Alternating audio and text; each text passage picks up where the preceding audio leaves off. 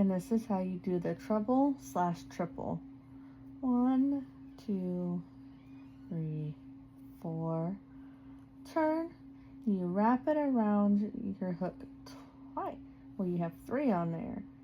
Then you go down and over. And then you do the 2. And then you do the 2 more. And then the last 2.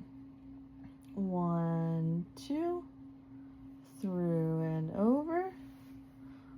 1, 2, and 2.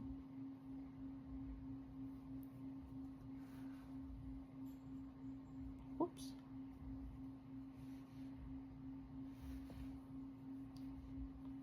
Oh goodness.